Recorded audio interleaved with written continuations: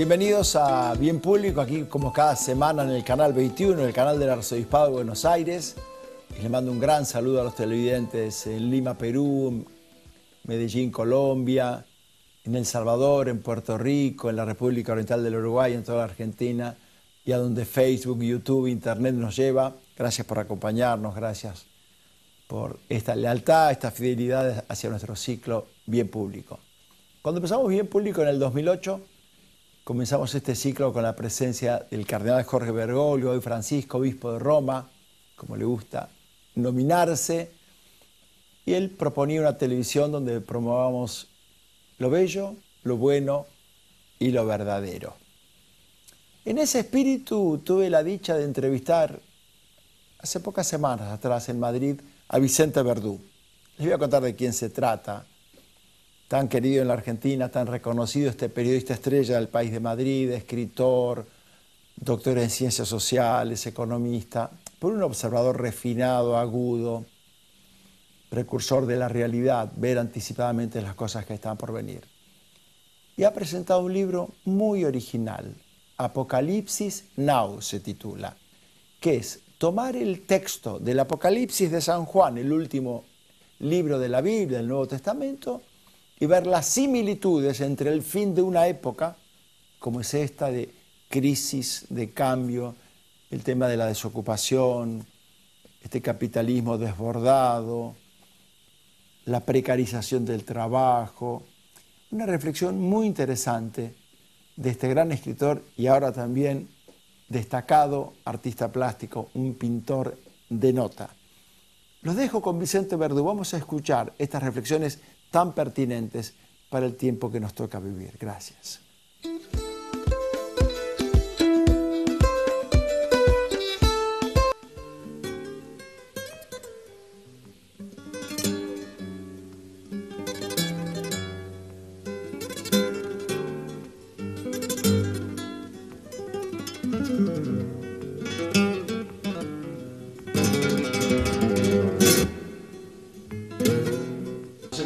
En Madrid, en las cercanías del Palacio Real, con el privilegio de siempre de conversar con Vicente Verdú, en una nueva faceta muy entusiasta para él esto de las artes plásticas, los dibujos en la Galería Arrieta, aquí en el corazón de Madrid.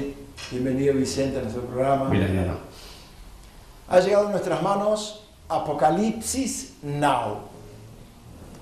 Nos remite a una película de Hollywood, al apocalipsis bíblico de San Juan.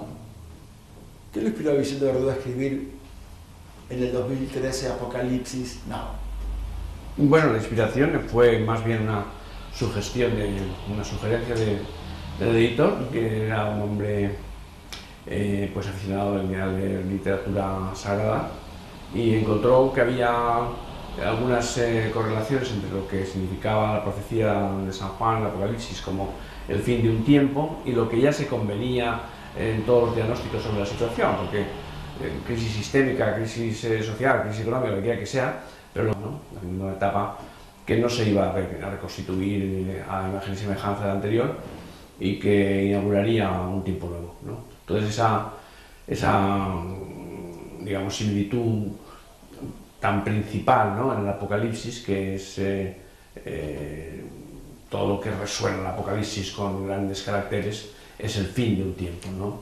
Y un balance de lo que ha resultado de ese periodo largo en el que Padre Dios empieza a dirimir entre los que han sido justos y los que han sido infieles, ¿no? En libros anteriores, me refiero al capitalismo funeral, a todo el pensamiento del capitalismo de ficción, Vicente Verdú decía que estábamos en presencia de una crisis tectónica, que era como si las plaquetas telúricas se moviesen, que no era esta una crisis, que no era una situación coyuntural, que no era un paciente que estaba en una unidad coronaria para pasar luego al piso, que esta es una situación terminal.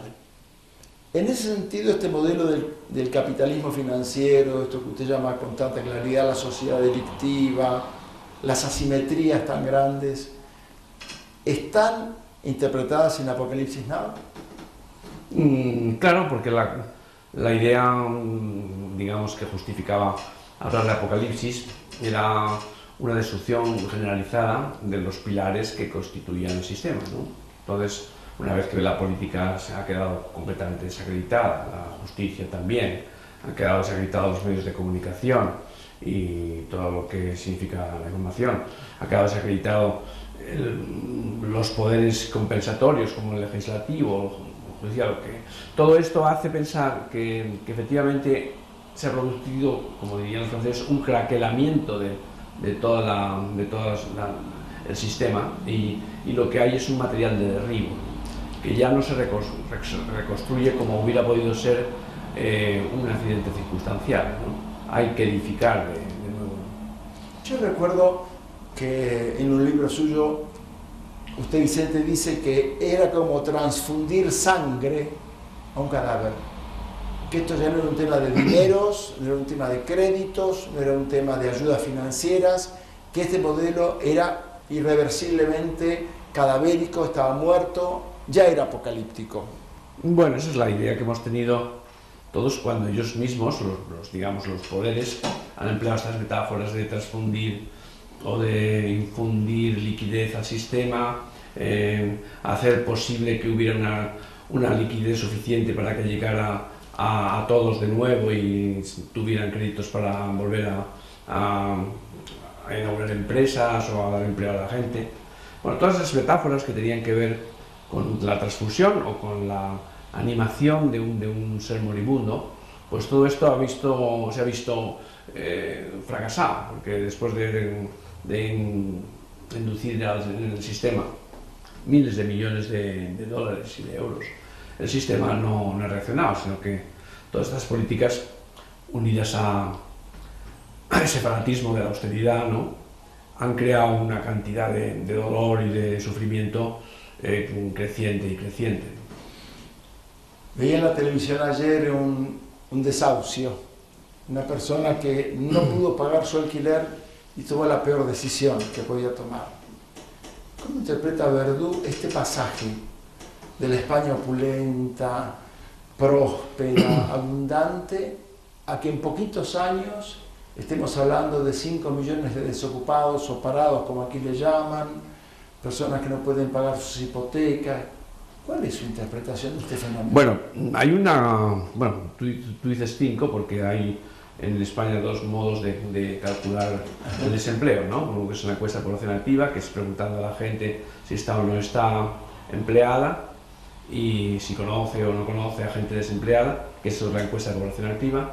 Y otro sistema de cálculo del desempleo, que es el que proviene del registro de las oficinas de desempleo, que la gente que se apunta porque no tiene trabajo y con eso hace viable que en el momento haya una plaza libre, pues se le convoque a ocuparla, ¿no? Bueno, pero digamos en la fiabilidad de los datos siempre se da más crédito a la encuesta de población activa y por lo tanto estaríamos más cerca de los 6 millones, 6 millones. Que de los 5, ¿no? ¿Y por qué se ha producido este derrumbe tan cataclísmico, ¿no?, y tan espectacular? Pues yo atribuyo mucho de lo que España ha sido en nuestros últimos años de prosperidad a un fenómeno muy en términos especulativos, en el sentido de especulativo y espectacular, ¿no? En España no hay una ciudad que tenga menos de 50.000 habitantes que no tenga universidad. Una cohorte de profesores para una universidad exige unos 15 años de formación, sin embargo estos han metido profesores en universidades por todas partes del país, tanto que duplica a lo mejor las que tiene Francia, y con profesores improvisados, ¿no?, con gentes que apenas tenían doctorado y a veces ni lo tenían siquiera, ¿no? Bueno, ese es un fenómeno que ha ocurrido pues con la cultura también, con museos por doquier, auditorios, salas de conciertos, centros culturales, grandes edificios emblemáticos. Todo esto a través de un movimiento que ha sido fundamentalmente corrupto, ¿no? Porque si hay que buscar un ejemplo, tenemos el ejemplo de China. China es un país súper corrupto, o sea, la corrupción no es un asunto que brota aquí o allá, sino que está basado en la corrupción. Allí entre los militares, la policía y el Partido Comunista están haciendo grandes construcciones que no se habitan y que están ahora mismo, después de los años, cayendo a pedazos, descalcificándose las construcciones, porque en esos presupuestos que estaban inflando, pues se repartían comisiones unos y otros, ¿no? España ha sido víctima porque como españoles hemos sido víctima de ese movimiento especulador. Y después hay un asunto que no me parece que deba ocultarse, y es que España en el año 30 tenía 30 y tantos % de analfabetos. Es que aquí no teníamos, digamos, una solidez cultural, ni teníamos una capacidad de investigación, de desarrollo comparable a Francia o siquiera a Italia, ¿no? Y claro, cuando a la gente se la ve enriquecerse a través de esos movimientos especulativos que decía antes, parece que todo ha ido a la par, ¿no? Que ya la cultura también es lo mismo, que ya...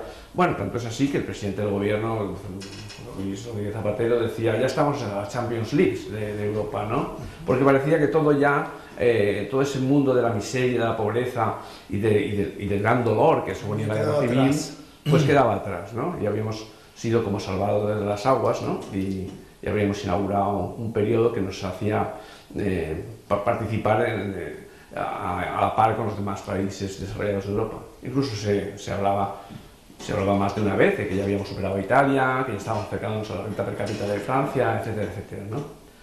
Todo con ese fenómeno que digo desde el punto de vista económico especulativo y sin ninguna formación de resistencia, ¿no? para ocuparse en otras cosas, ¿no?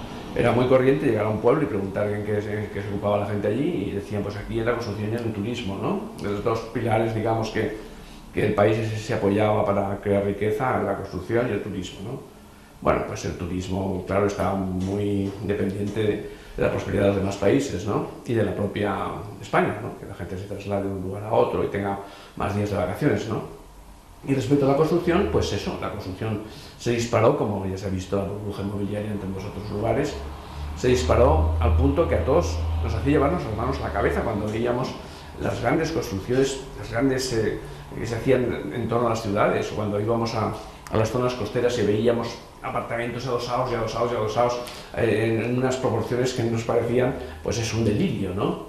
Había el fenómeno, que era muy corriente, ¿no?, de que no solamente subían por las laderas de las montañas las construcciones mirando al mar, sino que llegaban a la cresta de la montaña y bajaban, las mismas construcciones llegaban hasta el borde de la carretera. Y los que estaban en ese lado de la cordillera o de la montaña, pues el espectáculo que tenía delante era la circulación automovilística, ¿no? Pero bueno, la gente veía que su casa se valorizaba, que si ahora valía 100, pues mañana valía 120, el 130, y se creían más ricos, y con eso se empeñaban más en la compra de coches, en la compra de bienes y demás. Bueno, y eso hacía ver cómo las empresas bullían, cómo se daba más empleo y se adelantaba la prosperidad. ¿Cómo impactará esto en la salud del hombre de a pie de España? La salud. Bueno, este país, tú sabes bien que ha sido un país con una alta esperanza de vida, ¿no? Quizás Japón estaba por delante de nosotros, y algún país oriental del tipo semejante, ¿no? De estos países que tienen las proteínas vegetales y no animales, ¿no? Teníamos una gran esperanza de vida, y una de las razones era esa. Pero otra muy importante era que la gente tenía, en relación con los demás, una vida muy feliz, una vida de igualdad de las rentas, y por lo tanto la sensación de amistad y de subvención al otro que el necesitado era sencilla, ¿no? Yo contaba en alguna ocasión, porque yo vivía en Filadelfia y esto pasaba en las montañas de Poconoto, que se llamaba, donde había una colonia italiana que durante mucho tiempo llamaba la atención a los médicos de Estados Unidos porque no tenían enfermedades coronarias, ni infartos, ni cosas de esas, ¿no? Y que comían prácticamente lo mismo cada día, ¿no? Los espaguetis o la lasaña o lo que fuera, o el cocido. Y bueno, vivían pues en una especie de corro de amigos, ¿no?, en que todos eran iguales, ¿no? La desigualdad crea muy infelicidad, ¿no? Crea malestar, crea desconfianza, aumenta la criminalidad, aumenta la tensión, pierde la estima. Todo eso son factores que actualmente afectan a la salud, ¿no? En el Apocalipsis sucedían dos cosas. Hablo del Apocalipsis bíblico de Juan en la isla de Patmos. Por un lado, como el hartazgo de Dios, aquello de Sodoma y Gomorra, Nínive y Tiatira, enviará fuego y azufre ante la indignidad, Babilonia, tantos ejemplos. Pero luego también un cielo nuevo y una tierra nueva, la ilusión post-apocalíptica. ¿No tenía su reflexión sobre esta primera etapa y sobre la segunda también? Eso es muy bonito lo que dices, lo que es muy interesante y muy cierto, ¿no? Y los dos elementos se cruzan entre sí, ¿no? Hubo una temporada, digamos que hace pues 10 o 15 años, ¿no?, en que aumentaba la producción de libros que hablaban del cansancio de Occidente, ¿no? Un cansancio de Occidente que se ha ido una y otra vez manifestando, ¿no?, con esas invocaciones a Oriente, sus filosofías, sus estilos de vida, sus estilos ornamentales, etc., ¿no? El cansancio de Occidente, una cosa que decía mucho de lo que pasaba aquí, ¿no? La vida se había hecho muy rutinaria, bueno, esa idea, digamos, heroica de la vida desaparecida, y con eso también lo que significa el contacto con Dios, o con una sublimación de la existencia, ¿no?, con una finalidad, ¿no? Y después la invocación a Dios cuando efectivamente ocurren estos fenómenos que son exacerbaciones de esa propia fuerza sin control, o esa fuerza sin músculo, ¿no? La invocación a Dios buscando algún sentido a la vida, ¿no? Yo creo que esos dos aspectos son casi la cara y la cruz de la misma moneda, no son nada inseparables, ¿no? Y si vas a ver, por ejemplo, en estos momentos, cuando hay unas y otras explicaciones respecto a lo que ocurre con la crisis, todos vienen a convenir que es inexplicable. ¿Cómo se ha producido este grandísimo cataclismo? Si esto era tan grande, ¿cómo era posible que no se viera venir, ¿no? Esto hace pensar como en estas tsunamis, ¿no?, que aparecen de repente y arrasan todo, ¿no? Y yo creo que hemos llegado a un punto de convenio de esa manera, ¿no? La misma renuncia del Papa hace pensar también que aquí pasa algo de tipo anticristos y antisistema, antimateria, algo que tenía que ver con lo que tú decías antes de las placas tectónicas, ¿no? Algo en el mundo se está destruyendo, deformando y haciendo esencialmente configurar la situación de un modo diferente, ¿no?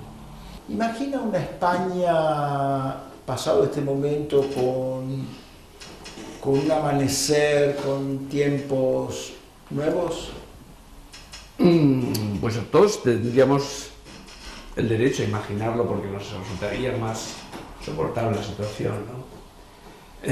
Primero quiero decir que efectivamente cuando se trata de hablar de crisis en España no estamos hablando de una crisis en el sentido de la que ha vivido Argentina, por ejemplo, ¿no? La superación de esta crisis no va a ser una superación recuperando lo que existía, incluso lo mejor de lo que existiera, ¿no?, sino algo innovador, ¿no?, en cuanto que la gente está aprendiendo a ser solidaria, ¿no?, está aprendiendo a resolver muchos problemas que no dependen del Estado, ¿no? El estado de bienestar había sido la gran conquista que había creado la felicidad, las clases medias, toda la protección en general, ¿no? Y sin embargo ahora ya no se está pensando tanto en el Estado, que está tan desprestigiado en todas sus instituciones, como en esa red solidaria de gentes que articulen un mundo más en horizontal y más a través de intercambios a un nivel parecido, sin tanta jerarquía, ¿no? Vicente, mientras hablaba me llegó una imagen mía de un joven estudiante universitario que recorría bibliotecas por aquellos años, y en aquello de Borges, de que los libros lo llaman a uno, apareció un libro en mi mano que se llamaba El rearme moral, de Buchmann, cuando en la Alemania del 45-46 comienzan ellos a rearmarse moralmente, con huérfanas, con viudos, con mutilados, con destrucción. Hablando del Apocalipsis, ¿no será necesario también pensar en este mundo de valores, en un rearme moral desde ese lugar? Hombre, yo creo que tú sabes bien que el Apocalipsis no es la destrucción de todo y ya, y yo qué sé, la aniquilación de lo existente. ¿No? El Apocalipsis eso es una especie de expiación, de catarsis. Hay un tiempo después del Apocalipsis, que es la parusía, donde con altibajos y demás, pero la gente se va recomponiendo en una nueva situación, ¿no? Hasta el juicio final definitivo, que es la segunda muerte de la que habla San Juan, en la que efectivamente ahí se habla del fin de los tiempos. Yo creo que estamos en ese periodo convulso, ¿no? de las grandes contradicciones, de las esperanzas frustradas. La gran tribulación, casualmente. La gran tribulación, sí. Y bueno, y a la vez, pues ciegos respecto al porvenir, porque por todo este movimiento tan convulso, pues ha levantado polvos y restos y toda clase de contaminaciones, intoxicaciones, corrupciones y demás, que nos han cegado mucho en la visión de un porvenir despejado, ¿no? Finalmente una curiosidad personal, porque uno dice Vicente Verdú y dice economista, ensayista, escritor, gran celebrity del país de Madrid, pero estamos en una galería de arte, sí, aquí en la calle Arrieta. ¿Y qué es esto de los dibujos, esta etapa pictórica de Vicente Verdú? Bueno, eso es una cosa que ha brotado ahora, digamos, caudalosamente, ¿no? Pero que estaba dentro de mí, pues como un goteo permanente desde que me reconozco, ¿no? Y yo he pintado siempre y me ha gustado mucho la pintura, y de una u otra manera no es para mí una actividad extraña, sino ahora muy satisfactoria porque la puedo hacer con más desahogo, con más tiempo y con más dedicación, ¿no? Y bueno, yo me atreví a escribir un artículo hace poco en el periódico, en El País, en que decía: aquella persona que solamente escribe o solamente pinta o solamente canta, no es un artista, ¿no? Un artista es una fuente de creación, ¿no? Que se debe manifestar naturalmente en diferentes aspectos, ¿no? Y realmente yo creo que los artistas, o también podemos referirlo a creadores en el pensamiento, ¿no? A filósofos y demás, pues han tenido a lo mejor el ejercicio de la pintura, o han tenido de la música, o lo que quiera que fuera, ¿no? Porque lo que había dentro de ellos como potencia no era ser funcionarios de la escritura o del canto, o lo que fuera, ¿no? Sino una potencia que les hacía sentirse felices cuando efectivamente innovaban, veían productos nacidos de él que se emancipaban de él, que es la gran recompensa de la creación, ¿no? Cuando hace alguien algo y lo ve que no le pertenece, ¿no? Que se ha creado en el mundo como un objeto nuevo, ¿no? Y ante él, muchas veces, pues hablando de él, es como si hablaras de algo que ajeno a ti, ¿no? Había un médico allí, el director del Hospital Clínic, el famoso Clínic de Barcelona, Jordi Gol, fallecido, ya decía: ¿y cuál es para usted, doctor, la definición de salud? Y él decía: alguien sano es alguien que es feliz, alegre, positiva, optimista, libre y solidario. A mí me parece que usted encarna esas tres cosas, Vicente. Bueno, muchas gracias. Ojalá fuera así, pero bueno, bien sabemos todos que la salud es un privilegio no circunstancial, y que hay muchos accidentes en la vida que la deterioran, o que acaban con ella, o que le crean unos tropezones importantes, ¿no? En mi persona, el abrazo, el saludo de tantos que lo queremos, que lo admiramos, queremos que sus libros corran más para América Latina, así que le doy esa tarea para el hogar. Y bueno, gracias, muchas gracias, Vicente. Gracias a ti, gracias a vosotros. Gracias de todo corazón, muchas gracias. Hasta pronto.